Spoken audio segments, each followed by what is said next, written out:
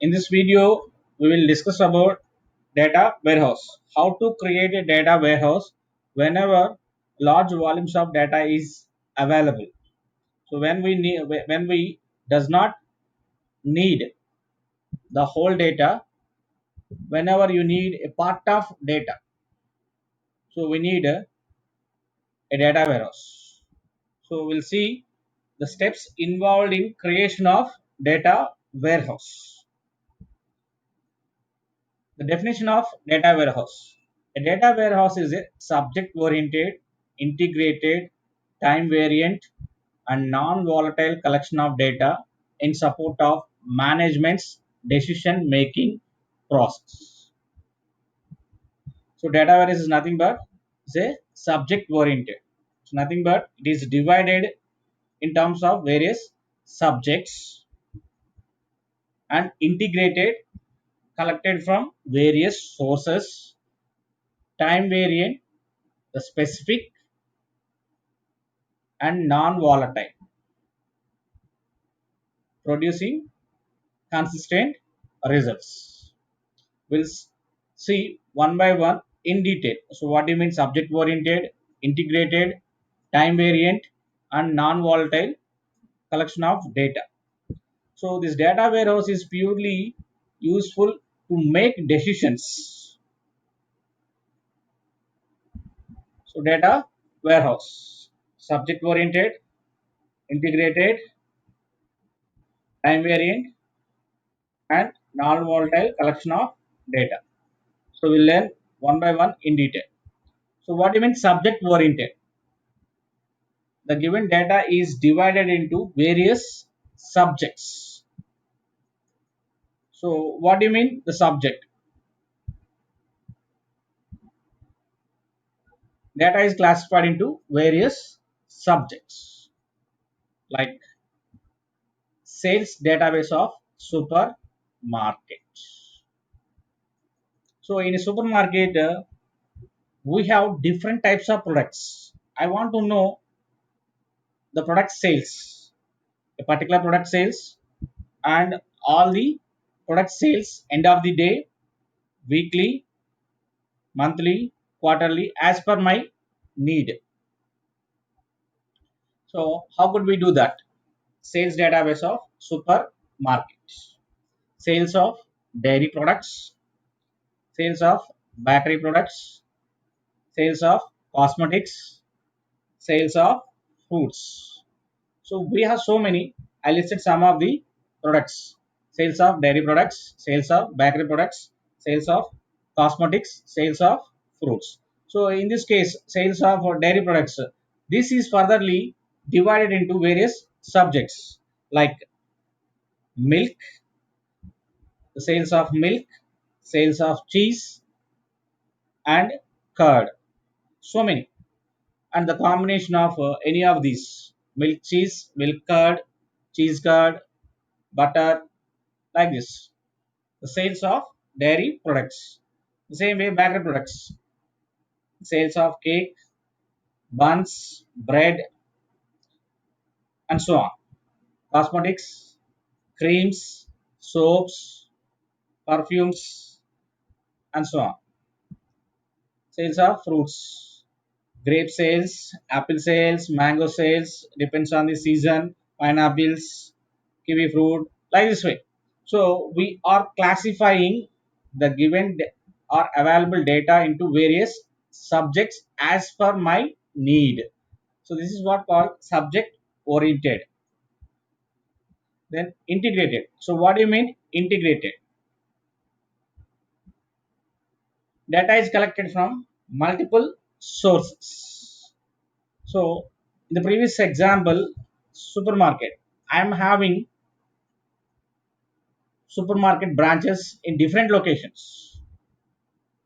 So I want to know the sales. I am the manager of supermarket. I would like to know the sales of various branches located across the world. I would like to know the day sales, weekly sales, monthly sales, and so on. The day sales of particular product and all the products that are available in the supermarket I need this kind of data from all the branches which are located across the world. We'll see that. So I have branch A in India, branch B in USA, branch C in UK, branch D in Italy. So I have different branches in different locations. So I will get the data from India in terms of rupees, from USA dollars, UK pounds, Italy euro. So end of the day, I will get the data from all these branches in various formats. I am an Indian. I need to maintain the data in terms of rupees. So I need a unique format, but I'm getting different formats. One in rupees, one in dollars, one in pounds, one in euros. So I have received different currencies from different branches. So I need one unique format of data in Indian rupees because I am an Indian. That's why I want to convert all these formats into Indian rupees. Converting all these formats into unique form. So let us say the example converting all these into Indian rupees. Integrated data, integrated, and time variant. So what do you mean time variant? I would like to know the sales of my supermarket store, like hourly sales, because to announce the surprise combinations of products, daily, weekly sales, monthly, quarterly, half-yearly, and yearly sales. The time variant collection of data. Hourly sales, daily sales, weekly sales, monthly sales, quarterly sales, half-yearly sales, and yearly sales. So this is also furtherly classified into in terms of all products. Hourly all product sales in the store. The specific product. So now we are in some season, summer season. The specific product sales like perfumes or sunscreen lotions and so on. So daily, again, all products, the specific products. Like this way, weekly, monthly, all product sales, specific sales. I need this data. This is what called time variant collection of data, which is useful to create a simple data warehouse. Then non-volatile collection of data. My warehouse should have to give consistent results. Whenever I query, it has to give the same results,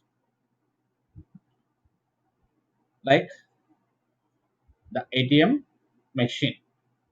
So the ATM machine, if you want to withdraw 1,000 rupees, it gives 1,000 rupees only. It doesn't give 10,000 rupees. Now, what is data mining? So these are the steps. That is the definition of a data warehouse: subject oriented, integrated, time variant, and non-volatile collection of data is useful to make the decisions on the available data, which is useful to continue the business or not. So that is generally in decision making means business process only we will use. So we'll see how this data warehouse is useful in data mining. To create the data warehouse, we need data mining.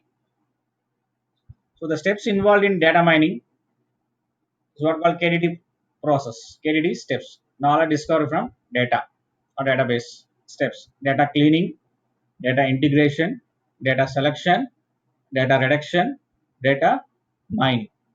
So why these steps are required? So as we know, the data warehouse is collected data from multiple sources. The second factor or parameter of data warehouse is integrated. So that is data is collected from multiple sources. That's why we need to clean the data. Data cleaning. Data is available in the real world in the form of dirty. So what do you mean dirty? Dirty means incomplete data, noisy data, inconsistent data. So what do you mean incomplete, noisy, and inconsistent? Incomplete data, missing attribute values which are interested. So to retrieve or to create a data warehouse, I will use some parameters. So those parameters should available in the database. If those are not available, I cannot create the data warehouse. So missing attribute values which are interested. For example, I would like to know the pass grade of a student, but no marks are available. Without marks, can we compute pass grade of the student? It's not possible. So if you want to compute the pass grade, you should know the marks. It's what called incomplete data.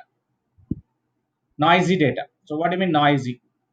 Containing errors or outliers. So what do you mean errors or outliers?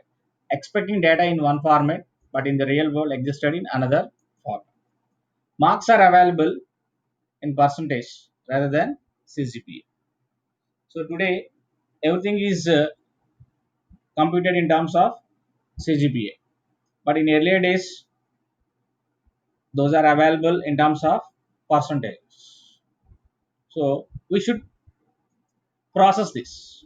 So nothing but converting this percentage into CGPA. So is what called noisy. Inconsistent data. Discrepancies in codes or names which are interested. For example, in earlier days, we will use different formats. For example, date format. So we Indians uses in terms of DD, MM, YYYY format. But foreign countries are uses MM, DD, YYY format. So it gives quite confusion. Particular dates, and we are dealing with particular dates, it gives quite confusion. Foreign countries will use these formats. And ranking. So comes to ranking. In earlier days, we used it to call 1, 2, 3, and so on. Now we'll use A, B, C, and so on. So like this way, the data is available in terms of inconsistent. So we have to process the available data into required format. Incomplete, inconsistent, and noisy data. Data integration, the second step. KDD second step, data integration. Data collected from multiple sources. As we discussed in data warehouse integrated, data integrated. For example, temperature prediction. So some people may use Fahrenheit, some people may use Celsius and Kelvin. So data is collected in different formats and used in different formats. Data integration. So we have different formats to measure, converting into unique representation, either in Fahrenheit, either in Celsius or in Kelvin. As we discussed in previous example, currencies, Indian rupees, USA dollars, Italy euros, UK pounds. So converting into one unique form, data integration. Then data selection, selecting the appropriate data. So why we need a data warehouse?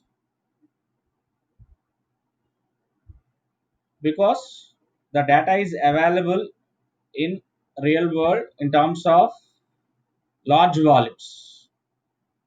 So whenever I want to query, it takes much time to process my query. That's why I will separate my interested data in terms of data warehouse. Then when I query, it will give my interested patterns of data. In order to create that, we need to select the appropriate data or attributes to retrieve interested patterns. Data selection. Selecting a particular data or attributes. For example, I have sales database. If I try to get marks values, does not provide. So from sales database, can you get the marks? No. Sales database will give the sales of the various products. Who will give the marks data? The marks database will give. If you query about sales, the marks database will it give? Definitely no. So you have to query using the appropriate attributes, appropriate data selection. Then data reduction, reducing or minimizing the available data into various formats. The large volumes of data is reduced into different smaller chunks using the various dimensions that are available in the database.